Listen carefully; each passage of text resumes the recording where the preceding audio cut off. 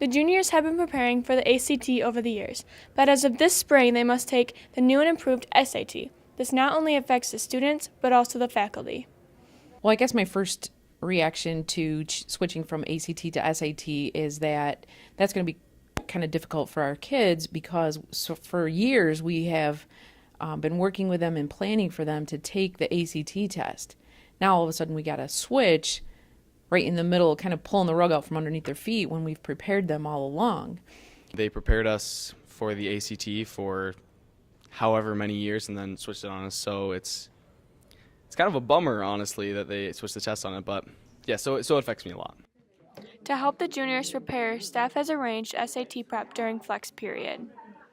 I think that flex is only going to be as good as what students put into it.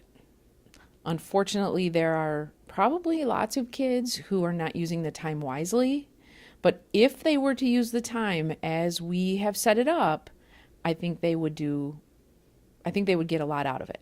I think that it would really help their test scores, but it's really hard to see the benefit when you don't take a test for 3 months. You do all this work, but you don't really get any feedback until 3 months later. That's very difficult for high school kids. So I think it's certainly given the opportunity to benefit them. I think that the time will tell when we see the results, but having a half hour every day to just prepare for this and work on those essential skills, I don't see how it could not benefit the kids. But it's a lot like lifting weights in the sense you're going to get out of it kind of what you put into it. So if kids aren't taking it seriously and they're not doing the things that they need to do, I don't know if they're going to see the benefits, and they may say, oh, this is dumb, this is a waste of my time. But I think if anybody was honest with themselves and actually put the time into doing it, it's only going to benefit them down the road. And they're going to see that when they take their SAT and they get that score that gets them that scholarship or gets them into that college, that university that they were really hoping to. So I think it's a great thing that we're trying to do. right now, I think the SAT is going to be harder. Again, because we've programmed them and we've been teaching them how to do the ACT test. Once we spend a little bit more time with the formatting and teaching kids how the SAT works, I think they'll do just fine, and I think they'll be okay.